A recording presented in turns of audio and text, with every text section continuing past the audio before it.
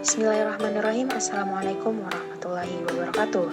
Kami dari kelompok 11 yang beranggotakan Desi Rahmadana dengan NIM 2001011110542 dan saya sendiri Zahra Tunisa Rahmadina dengan NIM 2001011111024 akan mempresentasikan makalah kami yang berjudul fotosintesis. Sebelum ke pembahasan lebih dalam mengenai fotosintesis, izinkan saya memperkenalkan ke teman-teman kalian semua, apa sih fotosintesis tersebut? Fotosintesis diambil dari bahasa Yunani yang berarti foto dengan makna cahaya dan sintesis yang bermakna menggabungkan atau penggabungan, yang mana fotosintesis merupakan suatu proses biokimia untuk pembentukan zat makanan seperti karbohidrat yang dilakukan oleh tumbuhan, terutama tumbuhan yang mengandung zat hijau daun atau biasa kita sebut dengan klorofil. Selain tumbuhan berkalori tinggi, makhluk hidup non-klorofil lain yang berfotosintesis adalah alga dan beberapa jenis bakteri. Organisme ini berfotosintesis dengan menggunakan zat hara, karbon dioksida, dan air, bahkan bantuan energi cahaya matahari. Selanjutnya yaitu pengertian fotosintesis. Nah, di sini kami akan memperdalam lagi mengenai apa sih fotosintesis tersebut. Fotosintesis adalah suatu proses biokimia yang dilakukan tumbuhan untuk memproduksi energi terpakai atau nutrisi dengan memanfaatkan energi cahaya. Fotosintesis juga dapat diartikan proses penyusunan atau pembentukan dengan menggunakan energi cahaya atau biasa disebut dengan foton.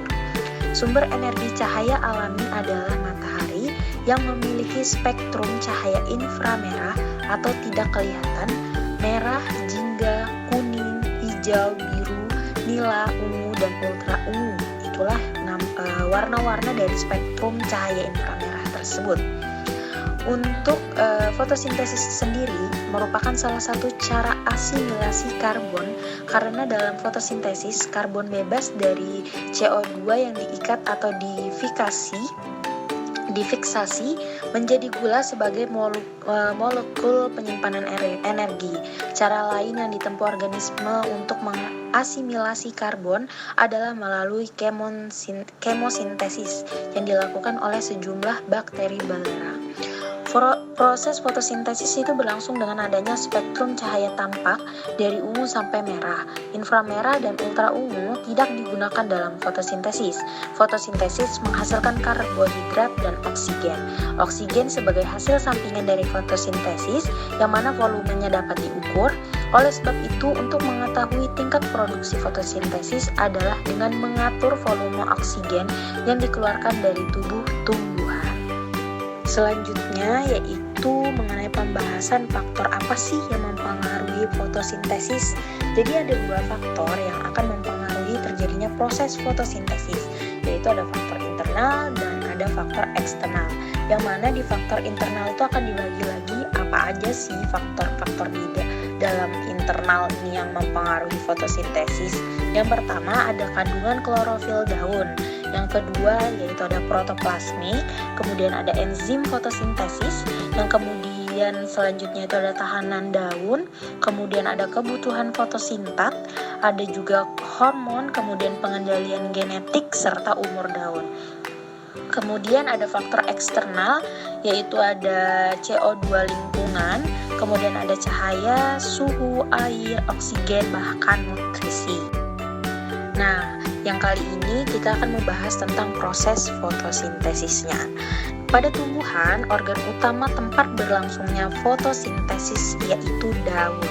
Namun, secara umum, semua sel yang memiliki kloroplas berpotensi untuk melangsungkan fotosintesis. Di organel inilah tempat berlangsungnya fotosintesis atau tepatnya pada bagian stroma. Nah, hasil fotosintesis itu biasa kita sebut dengan fotosintat. Biasanya dikirim ke jaringan-jaringan terdekat terlebih dahulu. Yang mana pada dasarnya rangkaian reaksi fotosintesis ini dibagi menjadi dua bagian utama, yaitu ada reaksi terang atau reaksi yang memerlukan cahaya dan reaksi gelap atau reaksi yang tidak memerlukan cahaya tetapi memerlukan karbon dioksida.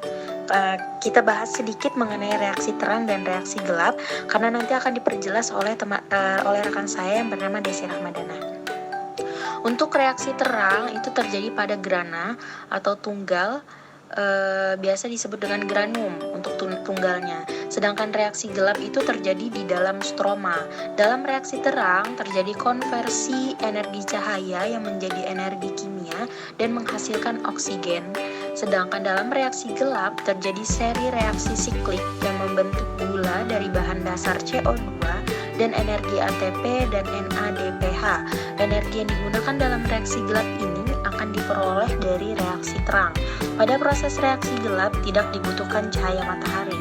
Reaksi gelap bertujuan untuk mengubah senyawa yang mengandung atom karbon menjadi molekul gula. Oke, mungkin itu saja yang dapat saya sampaikan. Selanjutnya akan dipresentasikan oleh rekan saya yang bernama Desi Rahmadana. Kepada Desi Rahmadana, saya persilahkan.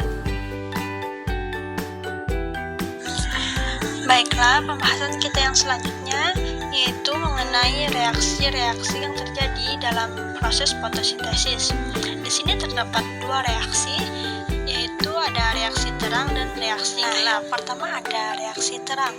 Reaksi terang ini adalah suatu proses untuk menghasilkan ATP dan reduksi NADPH2, yang mana reaksi ini memerlukan molekul air dan cahaya matahari.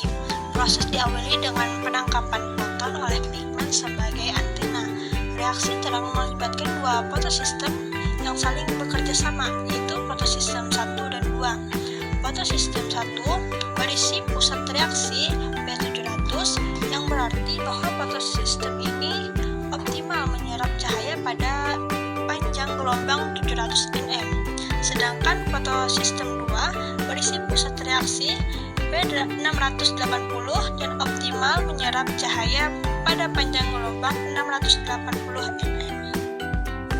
Mekanisme reaksi terang diawali dengan tahap fotosistem 2, menyerap cahaya matahari sehingga elektron klorofil pada fotosistem 2 tereksitasi dan menyebabkan muatan menjadi tidak stabil. Untuk menstabilkan kembali, fotosistem 2 akan mengambil elektron dari molekul H2O yang ada di sekitarnya. Molekul air akan dipecah oleh ion mangan yang bertindak sebagai enzim. Hal ini akan mengakibatkan pelepasan H+ di lumen tikaloid. Dengan menggunakan elektron dari air, selanjutnya fotosistem 2 akan mereduksi plastoquinon membentuk PKH2.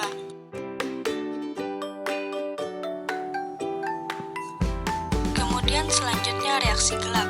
Reaksi gelap pada tumbuhan dapat terjadi melalui dua jalur, yaitu siklus Kelvin-Benson dan siklus Hertzsprung.